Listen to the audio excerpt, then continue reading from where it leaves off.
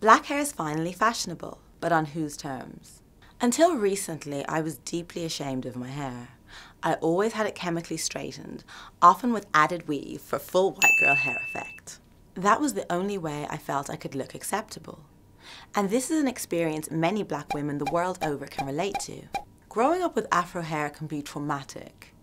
When the norm, what your friends and favourite actresses have, is shiny, straight European hair. Because I'm worth it. Or at best bouncing ringlets. It's difficult not to internalise the message that your hair is unacceptable and ugly.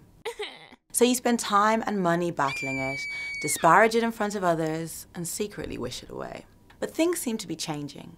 Increasingly black women are ditching the chemicals and stopping trying to match up to standards designed to exclude us. Many of us now proudly showcase our natural kinks, coils and curls in a world that tries its best to tell us how inferior our African features are. Hunger Games actress Amanda Stenberg was recently on the cover of Teen Vogue talking about the politics of black hair. And even Queen of the Weave Beyoncé claimed in her new video. Such progress, right? I'm not too sure.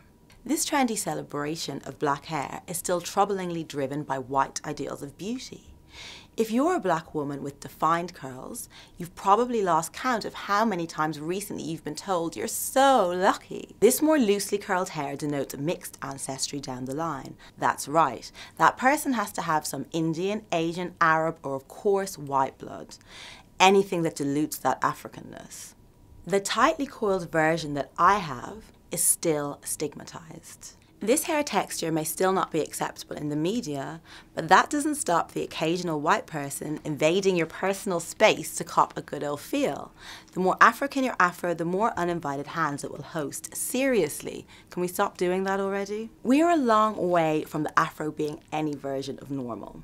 So long as we allow industries run by white people to dictate whether we are beautiful, and we continue to measure our own beauty by the yardstick of whiteness, we have a long way to go. So long as we continue to fetishize black hair, so long as we continue to touch it without asking, so long as its popularity is not on black people's terms, a celebration is premature. I always said that I would never be one of those politicians who just delivers a line. I'll just be myself. The #1 criticism aimed at politicians is that we are all the same.